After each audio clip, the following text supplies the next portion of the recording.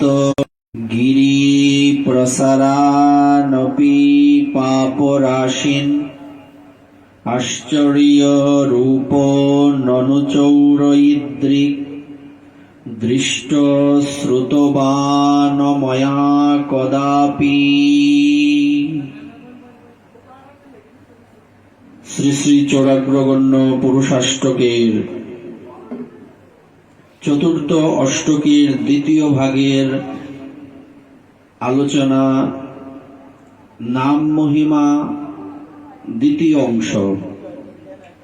যার নাম গ্রহণ করা মাত্রই জীবের পর্বতের প্রমাণ পাপরাশি নিঃশেষে হরণ করেন, এইরূপ আশ্চর্য চোর আমি কখনো দেখিনি বা শুনিনি।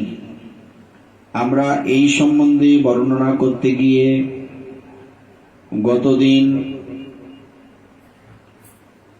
সেই ভগবান রামচন্দ্রের যিনি একনিষ্ঠ ভক্ত বাল্মীকি মুনি, মহর্ষি বাল্মীকি, ওনার সম্বন্ধে, ওনার পূর্বজন্মের বৃত্তান্ত, রঘুনাথ দাস গোস্বামীপাদের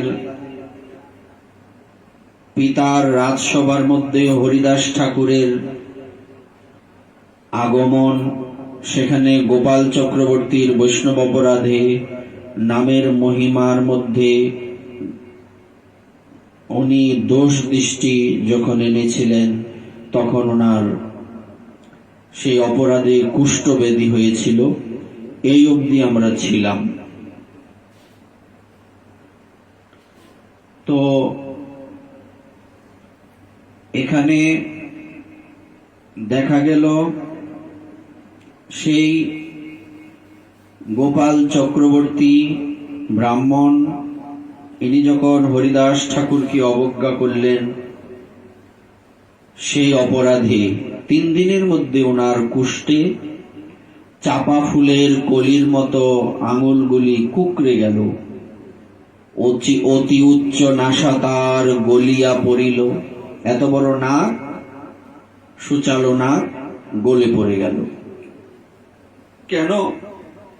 কারণ উনি হরিদাস ঠাকুরকে নাম মহিমা সম্বন্ধে হরিদাস ঠাকুর যখন বললেন যে নামাভাসেই মুক্তি হয়, নামের মুখ্য ফল হচ্ছে কৃষ্ণ প্রেম লাভ, এটা উনি এই কথার বিরোধিতা করেছিলেন। হরিদাস ঠাকুরকে বলেছিলেন, আপনি নাক কেটে প্রতিজ্ঞা করুন, তাহলে আমি সেটা বিশ্বাস করব। বিপ্র কহে নামাভাসে যদি মুক্তি নয়, তবে তোমার নাক কাটি করহ নিশ্চয়। যদি নামাভাসে মুক্তি না হয়, প্রমাণ করতে না পারো, তোমার নাক কাটবো, হরিদাস ঠাকুরকে বলেছিলেন। সেই অপরাধে ওনার কুষ্ঠব্যাধি হলো এবং চাকরিও চলে গেল। তর্কের গোচর নহে নামের মহত্ব। তর্ক করে কথায় বলে না যে তর্কে কে বহুদূরে থাকেন, বিশ্বাসে মেলায় বস্তু, তর্কে বহুদূর। তর্ক করলে কখনো ভগবানের কৃপা পাওয়া যায় না, নামের মহিমা বোঝা যায় না। তর্কে না গিয়ে বিশ্বাসের মাধ্যমে, শ্রদ্ধার মাধ্যমে আমাদের এগিয়ে যেতে হবে। কোথা হইতে জানিবে সে এই সব তত্ত্ব, 3 দিনের মধ্যে সেই বিপ্রের কুষ্ঠ হইল, অতি উচ্চ নাসা তার গলিয়া পড়িল, চম্পক কলিকা সম হস্ত পদাঙ্গুলি, কুকর হইল সব কুষ্ঠে গেল গলি। সকল ভক্তগণ গ্রামবাসী চমৎকৃত হইলেন। হরিদাস যদিও বিপ্রের কোনো দোষ নিলেন না, যদ্যপি হরিদাস বিপ্রের দোষ না লইল, তথাপি ঈশ্বর তারে ফল ভঞ্জাইল। হরিদাস ঠাকুর কিন্তু অপরাধ নেননি, কিন্তু ভগবান অপরাধ নিয়েছেন। এজন্য বলা হয়, বৈষ্ণবের কাছে অপরাধ করলে বৈষ্ণব যদি সেই অপরাধকে নাও নেন, না না কোনো অপরাধ নয়, তাও বেঁচে থাকার, এই অপরাধ থেকে বাঁচার কোনো রাস্তা নেই। ভগবান সেই অপরাধ নেবেন এবং এটা বিশেষভাবে নেবেন। ভগবান ওনার কাছে করা অপরাধকে ক্ষমা করেন, কিন্তু ওনার ভক্তের কাছে করা অপরাধকে কখনোই ক্ষমা করেন না। ভক্তের স্বভাব অজ্ঞের দোষ ক্ষমা করে, কৃষ্ণের স্বভাব ভক্ত নিন্দা সহিতে না পারে। দেখুন কি বলছে, ভক্তের স্বভাব কি? অজ্ঞের দোষ ক্ষমা করে। একজন ব্যক্তি যখন বৈষ্ণব অপরাধ করে, তাহলে বুঝতে হবে সে অজ্ঞ, মূর্খ। তো অজ্ঞের তো দোষ নেওয়ার কোনো মানে হয় না, সে জানে না এই বিষয়ে, সুতরাং অপরাধ নেওয়ার কিছু নেই। কিন্তু এটা ভক্তের স্বভাব হলে কি হবে? কৃষ্ণের স্বভাব ভক্ত নিন্দা সহিতে না পারে। কৃষ্ণ কখনো ভক্তের নিন্দাকে সহ্য করেন না, তার বহু বহু প্রমাণ রয়েছে। তাই আমাদের সবসময় এটা মাথায় রাখতে হবে যে আমরা যাতে কোনো সাধুর চরণে অপরাধ না করি। এই হরিদাস ঠাকুরেরই আরেকটা লীলা রয়েছে, যার সাথে সাক্ষাৎ মায়াদেবী লীলা করেছিলেন। ফুলিয়ার গোফায় হরিদাস ঠাকুর যখন শান্তিপুরের ফুলিয়া গোফার মধ্যে হরিনাম করতেন, সেই সময় সেখানে মায়াদেবী উপস্থিত হয়েছিলেন হরিদাস ঠাকুরকে পরীক্ষা করার জন্য। জ্যোৎস্নাবতী রাত্রি, 10 দিক সুনির্মল, গঙ্গার লহরী জ্যোৎস্নায় করে ঝলমল, তুলসী পিণ্ডা গোফার অপরূপ শোভা। সেখানে এই গোফার সামনে সুন্দর একটা তুলসীর বেদি আছে, আর সেই গোফার অপরূপ সৌন্দর্য কি?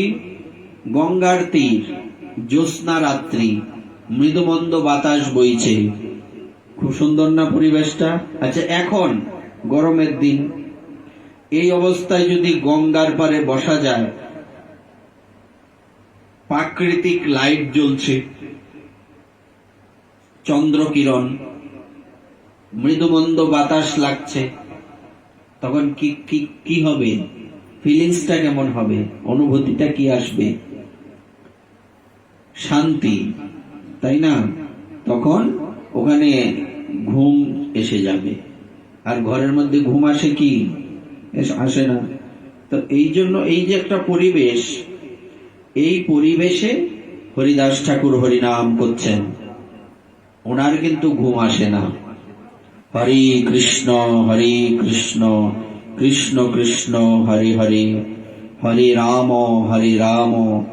রাম রাম হরে হরে। চলছে অনবরত, নিরবচ্ছিন্ন, প্যারালাল, হরে কৃষ্ণ চলছে, বন্ধ হয় না। তো হঠাৎ করেই সেখানে এক সুন্দরী রমণী উপস্থিত হলেন। এত সুন্দর রমণী এই পৃথিবীতে দেখা যায় না। মনে হচ্ছে বিশ্ব সুন্দরী ঐশ্বরিয়া রায়কেও ছাপিয়ে গেছেন। তো সেখানে এসে এই নারী কি করলেন? তুলসী দেবীকে প্রণাম করলেন, পরিক্রমা করলেন, তারপর হরিদাস ঠাকুরের সামনে বসলেন।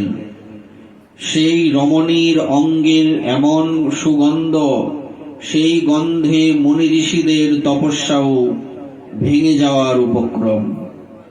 নূপুরের ধ্বনি, শরীরের সৌন্দর্য, শরীরের সুন্দর অঙ্গগন্ধ, অঙ্গকান্তি,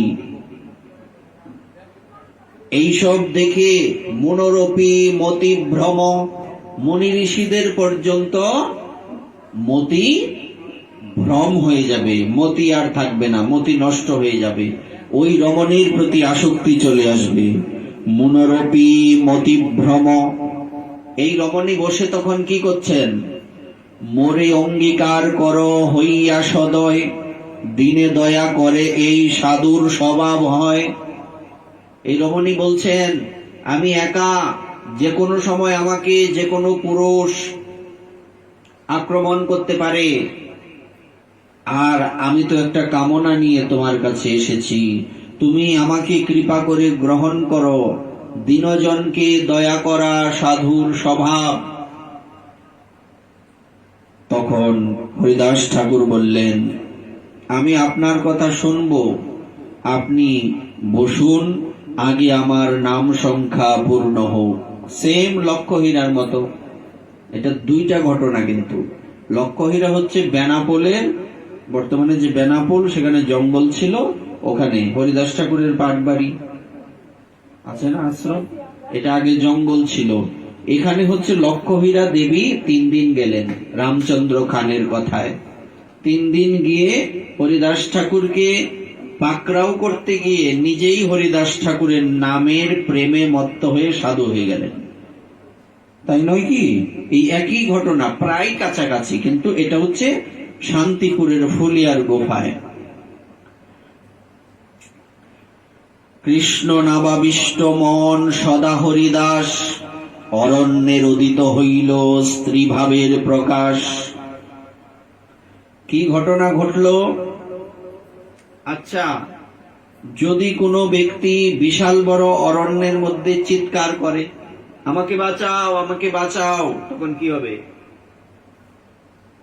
শুধুমাত্র প্রতিধ্বনি হবে, এখানে তাকে বাঁচাতে কেউ আসবে না। এই জন্য বাগধারা কি বলে? অরণ্যের রোদন, অনর্থক সময় নষ্ট। তুমি অনর্থক সময় নষ্ট করতেছ, অরণ্যের রোদন করলে লাভ হইব কি? বলে কি না? তো অরণ্যের মানে বনের মাঝখানে তুমি চিৎকার করছো, আমাকে বাঁচাও, কে তোমাকে বাঁচাবে? এখানে মানুষ থাকে নাকি?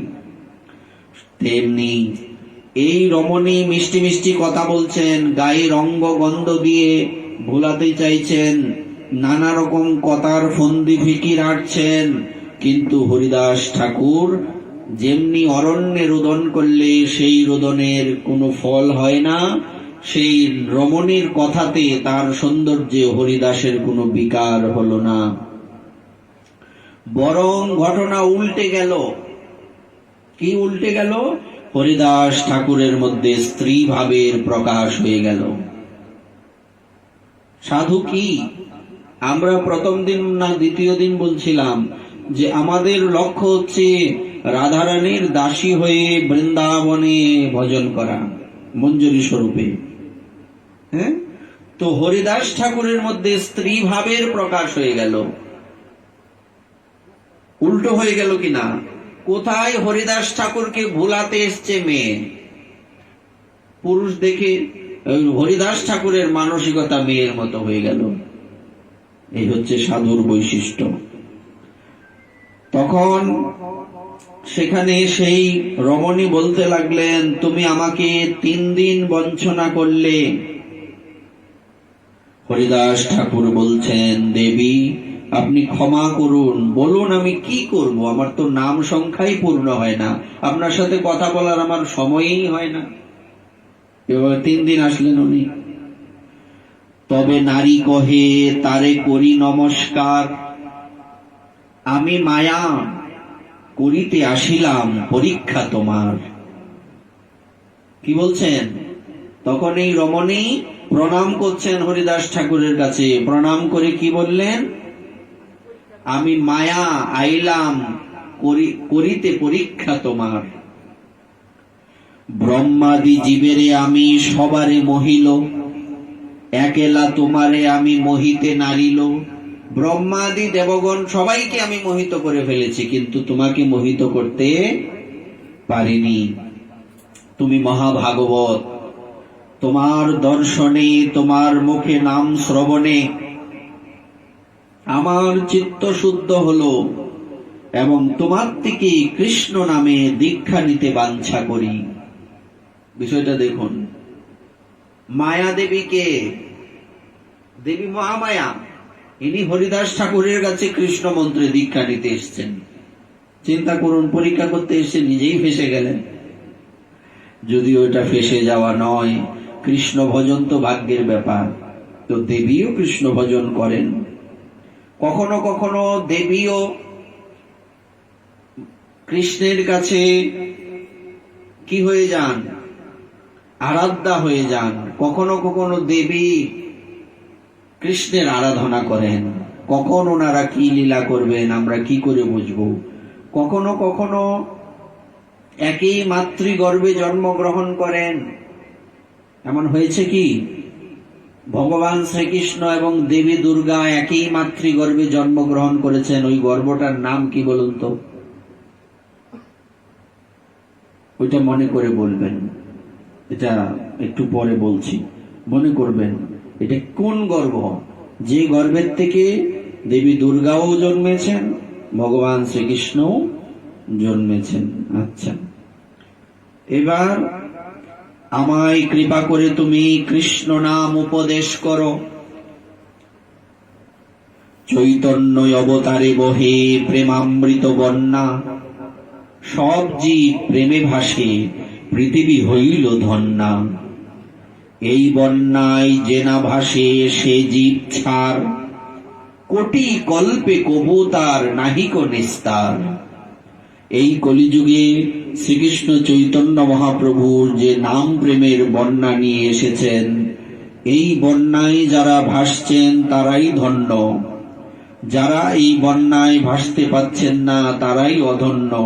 কোটি কোটি কল্প, জন্ম নয়, কোটি কোটি কল্প। এক কল্প মানে কত যুগ? 1000 চতুর্যুগ। তো কোটি কোটি কল্পেও তার নিস্তার হবে না। পূর্বে আমি রাম নাম পাইয়াছি শিব হইতে। সেই দেবী কি বলছেন? পূর্বে আমি মহাদেবের থেকে রাম মন্ত্রে দীক্ষা পেয়েছি। তোমার সঙ্গে লোভ হইল কৃষ্ণ নাম লইতে। ভক্তের কি লোভ হওয়া উচিত? হরিনাম, হরি কথা, এইগুলির লোভ থাকবে।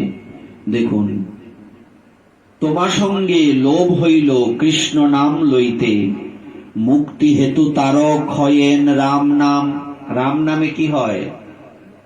মুক্তি হয়। এজন্য রাম নামকে বলা হয় তারক। কৃষ্ণ নাম পারক করেন প্রেমদান। রাম নাম হচ্ছে তারক আর কৃষ্ণ নাম হচ্ছে পারক। এই তারক ত্রাণ করেন। ব্রহ্ম মানে কি? ব্রহ্ম মূলত ভগবানের নির্বিশেষ স্বরূপ। গীতাতে ভগবান বললেন না, অর্জুন যখন জিজ্ঞাসা করলেন যে একটা হচ্ছে সাকার উপাসনা আর একটা নিরাকার উপাসনা। ওই নিরাকার উপাসনা যারা করেন তারা ব্রহ্মের উপাসনা করেন। এটা একটা জ্যোতি, একটা পাওয়ার, একটা গোলাকার একটা পাওয়ার, লক্ষ পাওয়ারই একটা লাইটের মতো আর কি। এইটার তপস্যা করেন, একটা ধ্যান করেন, এটা নিরাকার ব্রহ্ম। কিন্তু আমরা যে হরি নাম করি এটা কি ব্রহ্ম? নাম ব্রহ্ম। ব্রহ্ম অনেক প্রকারের হয়। জল ব্রহ্ম কি? জল ব্রহ্ম কাকে বলে? গঙ্গাকে বলে জল ব্রহ্ম। গঙ্গা দেবী আর গোবিন্দের মধ্যে কোনো পার্থক্য নেই। গোবিন্দই গঙ্গা রূপে, একটা রমণী রূপে, ওই তারপর নদী রূপে বয়েছেন। এই জন্য বলছে জল ব্রহ্ম। আর একটা হচ্ছে দারু ব্রহ্ম। দারু ব্রহ্মকে দারু ব্রহ্মণ ঘন শ্যাম প্রসিদ্ধ পুরুষোত্তম হে। কে? কোন ভগবান? দারু ব্রহ্ম, জগন্নাথ। দারু, দারু মানে নিম কাঠ। নিম কাঠ দিয়ে যে বিগ্রহ হয় তাকে বলে দারু।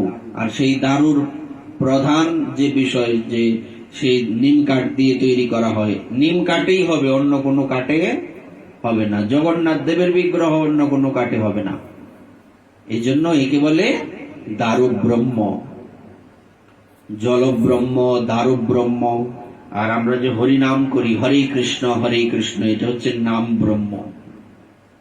যেখানে কি বলছে দেখুন, তারক ব্রহ্ম বোঝা গেছে। তারক মানে যিনি ত্রাণ করেন, উদ্ধার করেন। ব্রহ্ম মানে ভগবান, নিরাকার। সেই আসলে নিরাকার মানে যার কোনো নির্দিষ্ট আকার নেই। উনি ইচ্ছে করলে যে কোনো সময় যে কোনো রূপ ধারণ করতে পারেন। আচ্ছা, কৃষ্ণ নাম পারক করেন প্রেমদান। রাম নামে কি হয়? উদ্ধার হয়। আর কৃষ্ণ নামে শুধু উদ্ধার হয় না, কৃষ্ণ নামে এমনকি প্রেম প্রাপ্তি হয়। কৃষ্ণ নাম দেহ তুমি মোরে কর ধন্যা, আমারে ভাষাও জইছে এই প্রেম বন্যা।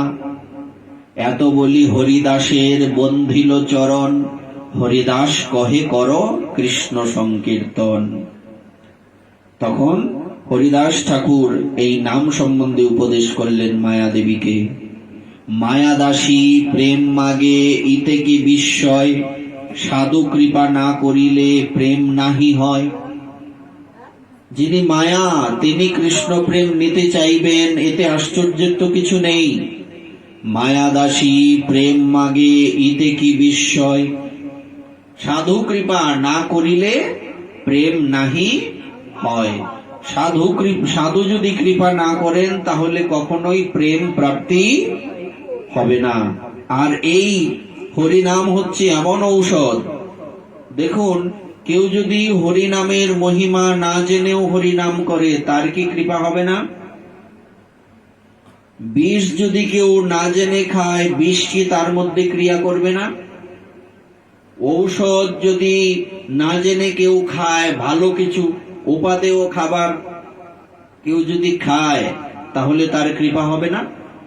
অসুখ সারবে না? সারবে। তেমনি এই হরিনাম কেউ জেনে করুক বা না জেনে করুক, নাম তাকে কৃপা করবেই। তাই এই হরিনাম অপবিত্র বা পবিত্র যাই হোক না কেন, যে কোনো অবস্থায় যে কমল নয়ন ভগবানকে স্মরণ করে, তার অন্তর বাহির সব পবিত্র হয়ে যায়।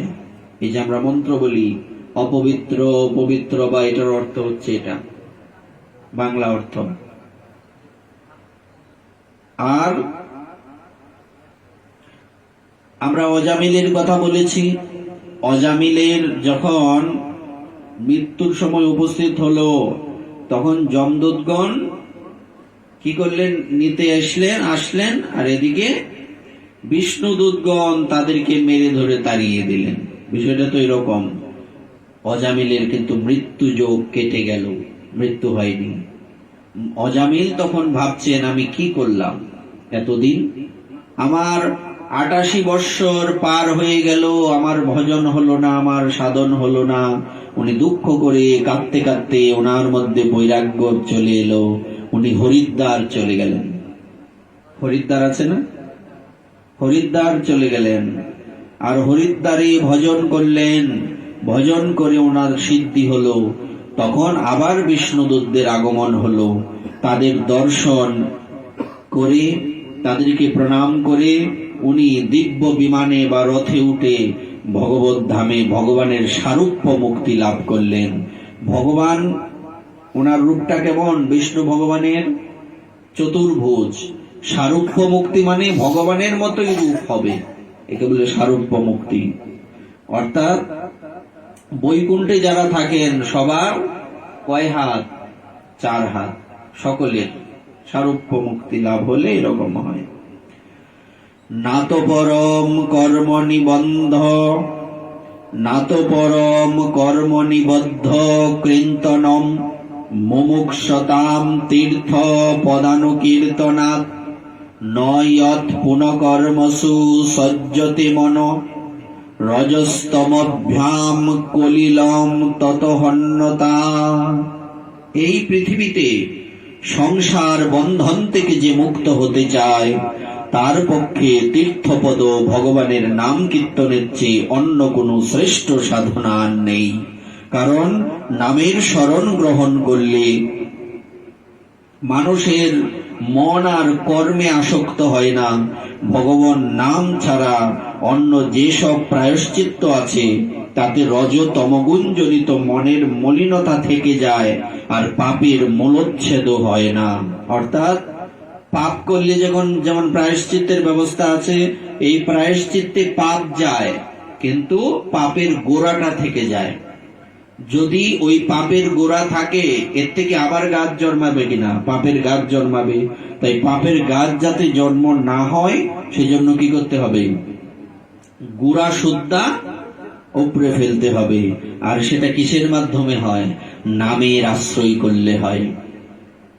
যেমন হোমিওপ্যাথিক ঔষধ দেরিতে কাজ করে, কিন্তু এটা আপনার ভেতর থেকে আপনাকে সম্পূর্ণরূপে রোগ মুক্তি করে। আর এলোপ্যাথিক নরমালি তাড়াতাড়ি ভালো হয়ে যায়, কিন্তু একটা রোগ সারতে গিয়ে আরেকটা রোগ হয়। তেমনি পাপের প্রায়শ্চিত্ত করলে কি হয়? পাপ যায়, পাপের মূল থেকে যায়। আর হরিনাম করলে পুরা শুদ্ধা উপরে যায়। এজন্য হরিনামেই আমাদের একমাত্র আশ্রয় হবে। এই ইতিহাস পরমপূজ্য পাপ বিনাশক। শ্রদ্ধা ও ভক্তির সাথে যে এই ইতিহাস শ্রবণ কীর্তন করে তার কখনো নরকে পতন হয় না। যমদূতেরা তার দিকে চোখ তুলে দেখতেও সাহস পায় না। সে বিষ্ণু লোকে পূজিত হয়। তো এই হলো মোটামুটি নাম সম্বন্ধে আমাদের আলোচ্য যে শ্লোকটা আমরা বললাম। যদিও নামাপি হরত্ব শেষম গিরি প্রমাণামপি পাপ রাশি আশ্চর্য রূপ ননু চৌর ইদ্রিক দৃষ্ট শ্রুতবানময়া কদাপি। যার নাম মাত্রেই জীবের পর্বতমক প্রমাণ পাপ রাশি নিঃশেষে হরণ করেন, এরূপ আশ্চর্য চোর আমি কখনো দেখিনি বা শুনিনি। এই হলো আমাদের এই শ্লোকের তাৎপর্য।